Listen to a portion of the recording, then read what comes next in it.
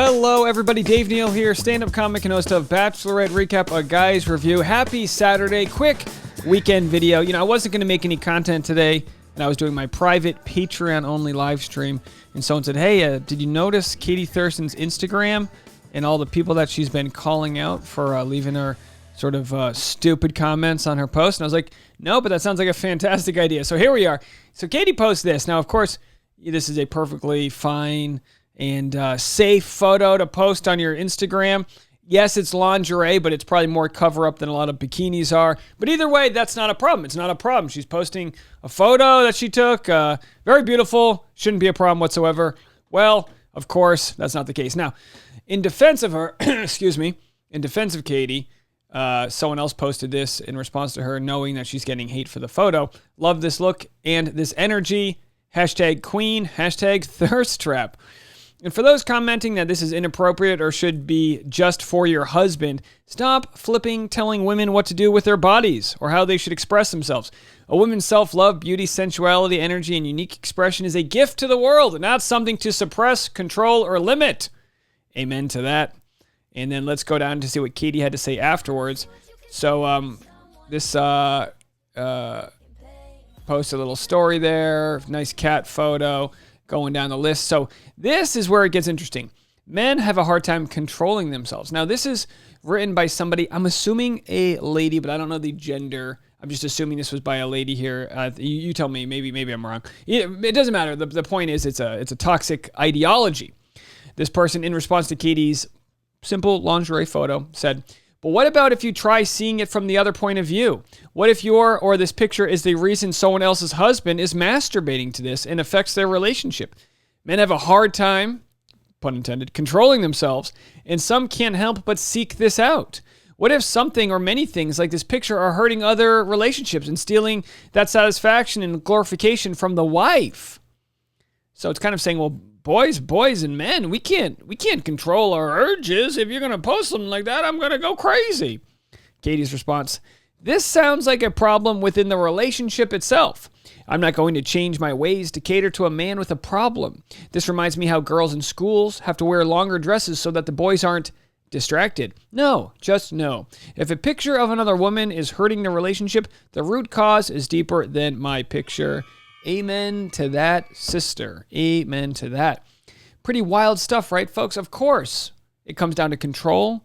There's still a lot of archaic thinking in judicial systems, in different assault cases. There's, what was she wearing? Was she asking for it? Had she been drinking? All of these questions don't justify a guy acting a certain way. So what's wild about this is it's still like a hypothetical, and the person probably means well. I feel like most people are trying the best with the information they have, which means they meant well, but they are so desperately misguided. I think most of you all will understand that. Leave a comment. Let me know if you agree or disagree here. Men have a hard time controlling themselves, and some can't help but seek this out. So if someone has an addiction, other people should be, this is kind of like a topic we had on my live stream where it was 11 p.m. at night after one of the episodes about a month ago, and everyone was drinking. They were like, take a shot, and everyone was drinking, and somebody had commented, and fair, I like people's opinions, had commented in saying, you should be mindful for those that have an alcohol problem that this could be triggering to them, that we're drinking alcohol. And you go, look, that's your addiction is for you to work with. And if watching someone's late night live stream triggers your addiction, don't do that. Now, if you have a porn addiction or whatever, or you've, got an issue in your personal life, maybe you shouldn't be looking at photos, but that's on you to decide. I don't tell other people not to eat cookies because I'm addicted to sugar. What world are we living in? So Katie should wear turtlenecks, essentially because a guy can't control himself. So this is what's funny here. She posts this story and says, please avoid the river today for those struggling to control themselves. How funny is this? Katie gets humor.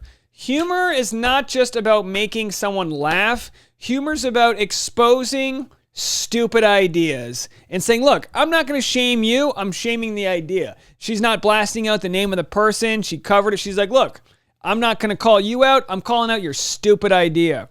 So she uses humor. Avoid the river today. Ladies and gentlemen, the river's closed. Katie Thurston's wearing a two-piece. Sounds pretty stupid, right? Humor heightens illogical situations, makes them funny, and we laugh at them. And when you laugh at a funny situation, you laugh because you usually agree with the situation. Haha, that is funny. Can you imagine someone not going on the river today because it might make their husband do crazy and wild things? God forbid he takes a mental image like the rest of us and thinks about it on his own terms, you know? So there she is, going to the river. Gotta love it. There she is, getting the tube ready, doing her thing. What a great use of the of humor there, and sends them a hello to my haters. Numerous McDonald's posts. All right, this is a McDonald's post. We'll skip that. And then there's the bikini pic at Victoria's Secret saying, hello, hope this doesn't make the boys go wild. You know what I mean? Let's refresh this page here. So yeah, I think you know, with this idea, let's move forward here. She has some new posts. Let's see what's next. Oh, here we go. This is a good one. Let's how do we see post here? Let's see how we go to this post. I don't know if I can play the audio because it might be yeah. I would like to censor you. And this is her, hey, I masturbated by looking at your videos. You are hot and I get prefect erection by looking at you. So here she is just calling people out. Call me, I will let you none of my, yeah, so good for her. Good for her. Call it out. Now, and of course, someone said men are absolutely disgusting. And it's like, look, yeah, we're about half the population for the most part, and there are bad apples for sure, and it's good to call them out. I wonder if these are like 10-year-old, you know what I mean? It's like, this is the problem with the internet, is it can be people from all different wild imaginations going through their own mental issues or their own ignorance or whatever the case may be, but she gets one after another. One after another. And sex positive doesn't invite people, like, you can be sex positive, but it doesn't give people the invitation. And that's one of the issues that comes with being open about talking about your sex life and this and that, is that the audience goes, okay, so we can, you know, it doesn't make you easy or any of these other scenarios. It's just, she's a human who's going to talk about things. And of course, it's just, you know, one after another. So, hey, there she is dancing to it, you know? What can you do? Well, you can call it out, absolutely. So, you know, it's one thing after another. So we'll go back. Let's go backwards 1 second here and then continue through going to get some burgers. So, you know me, Katie Thurston reposted this, but I said, I'm not that good at Photoshop. I said, I saw that Katie Thurston is causing a ruckus with her Instagram shenanigans. So to help keep the men from impure thoughts, I figured she might want to just post this from now on, protect our men. And of course, that's Katie Thurston, photoshopped very poorly, might I add, by myself, onto a Handmaid's Tale costume, which of course is a dystopian future where women's bodies are harvested for their babies. Are we that far off? Well, you know, sometimes just like humor exaggerates truths to prove a point, sometimes a little dystopian future says, look, if we're going to keep on controlling people's bodies and controlling what they can do or say, what's the difference whether or not she's wearing a Handmaid's Tale, a bonnet or whatever the case may be? It is on the rung to on the ladder to controlling people. And, you know, look, are we overblowing this? Maybe, but, you know, better Katie sharing this, you know, better Katie sharing the toxicity that exists out there than just blowing it over. Because, I mean, I know this exists. I'm well tapped into the culture of, you know, with my fiance being a model, I see the comments that she gets from people and you go, in what world would anyone ever talk to someone this way? For the most part, it doesn't happen in person. But I will say catcalling does. Usually it's done from across the street or from some safe, spineless distance. It's never done, for the most part, when the guy's around. You know, it's just one of those things. It's just one of those things. It's a low IQ sort of way of thinking, and you know, it's something we hope to be moving past as a society. But then again, it slaps you right in front of the face here. So, and it's not, you know, of course, yes, men are disgusting, but it's not just men. It's the people that defend men. And I'm assuming this is somebody's wife. You know, I'm assuming this, I could be wrong. I'm assuming this is somebody's wife here who says, you know, it's photos like yours, Katie, you know, photos like this This person is saying it's photos like yours that make men think impure thoughts, that make men get stuck in their porn addiction.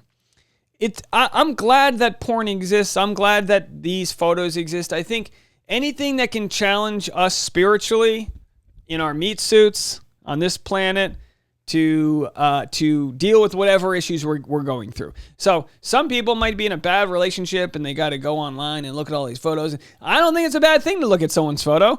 I'm in a happy relationship. I don't think my fiance cares if I'm like, hey, Katie Thurston posted a nice photo. Go check it out, you know? I mean, if I'm in the secrecy, looking at it, zooming in and hearting it and saving it to my camera roll and putting it in the spank bank, that's a problem I got to work out, you know? But it's not Katie's problem. It is not Katie's problem for deciding to wear some lingerie and taking a very nice, very conservative photo, if you ask me. Not that it has to be. Do you, Katie? So anyway, I posted that Photoshop there and I got this nice comment. Thank you for this. I don't understand why the blame is always on us. Why women are taught to defend men. So tired of this. I just want to be able to walk, run by myself in the park at whatever hour without carrying pepper spray or looking over my shoulder every second. I mean, because a simple activity such as walking in my yoga pants is me provoking men and inviting them to honk at me, approach me with inappropriate words, etc. Sorry, this is a triggering topic to most women, so thanks for being our ally. My fiance doesn't like wearing bras. She likes going out without a bra on. That's no crime. She gets hit on, though. And it that reinforces the fact that she shouldn't be doing that with her body, which I don't think is right. And I know she doesn't think it's right. But it's like, she knows, like, you know, she was at the grocery store and some guy's like, hey, is it cold in here or whatever? And it's like, come on, what are you doing, guy? You know what I mean? Like, that wouldn't happen if I was walking with her. I shouldn't have to be escorting my fiance around the grocery store without her getting hit on in the produce aisle. You know what I mean? It's like, pick out your avocados and take a hike, buddy. You know, what are you doing? But I understand that, like, when a beautiful woman walks by, a man's like, oh my gosh, like, I understand as a guy what's going on internally. The guy's like, whoa, yeah, that's a beautiful woman. And like on the reptilian side, the guy's like, oh, I replicate with beautiful women because carries on the gene code, you know, caveman mode or whatever. And when you talk about like high school having dress codes, their dress codes are sexist because they are there to protect the boys, young men, from impure thoughts. And how can the boys focus if the girls have skirts on? Oh my gosh. It's like, well, that's up to the boys to learn how to do. That's up to the young men to learn how to do and to be taught, like, hey, a woman can decide what to do with her body. A young lady can decide what to wear. And it's up to you to not act on that, you know?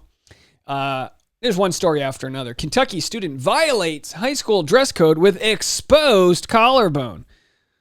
Watch out, boys. There are collarbones exposed in Kentucky. Hold on a second. A little bit of that. Whoa, too much? Keep it there, turtlenecks. School has barely started in some parts of the country, but the annual battle over dress codes has already surfaced at one Kentucky school. This is 6 years ago. Now we know in the headlines this year was not just, you know, in-person codes, but they found out that yearbooks were photoshopping people's cleavage out. Their cleavage. We have a big problem in our country, and it's deep, and it involves everything from the psychosis of school shooters to dress codes, the Puritan culture that exists, a purity culture, and this ability of like wrapping people up, not teaching sex ed. It's all bundled together, folks.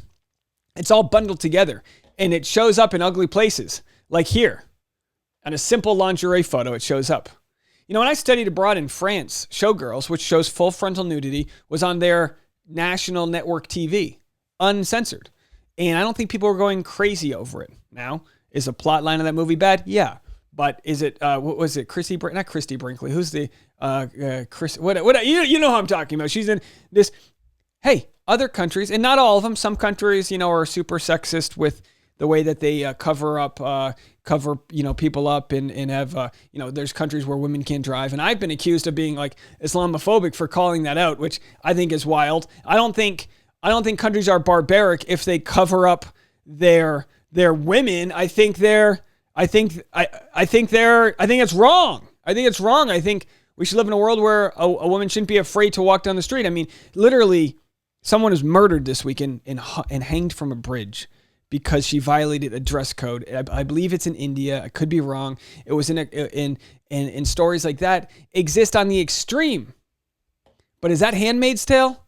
Is that Handmaid's Tale that exists? Or is that in the world we live in right now? That's in the world, excuse me, we live in right now. Maybe not just in the United States, but not far away. We're talking a plane ride away in a world where people are dying over deciding to show their face in public. And that's control, and that's abuse, and in that case, murdered by her uncle. Okay? So while that might be far-fetched for us in the States, these microaggressions exist. They put unneeded pressure on young women, on girls, being over-sexualized with dress codes before they even hit puberty. And I understand the logistics of a dress code. You can't just show up wearing a Speedo and a thong to school.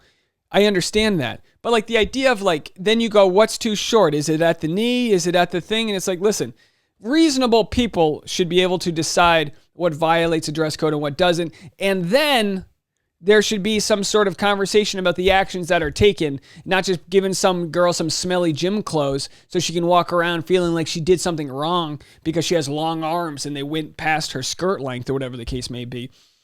I know these examples exist amongst everyone. You know, this audience is 95% women. I'm sure every single one of you has an example where you were objectified or didn't fit into a dress code or were told to cover up because your boss was looking at your legs or whatever the case may be. And it's like, look, that's not the world we need to live in.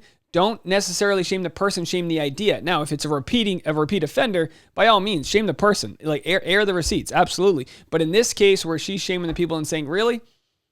You know, what if something, you know, if this is the reason someone else's husband is masturbating and it affects their relationship, it's like, that's not on Katie. That's on you and on your relationship. Let me know what you guys think. I'm going to be keeping track of all the times Katie Thurston's calling people out. This is a good thing to do with your platform. She's using humor to show how illogical and how stupid some of these standards are, and I love it so much. All right, let me know what you guys think. Bye, everyone.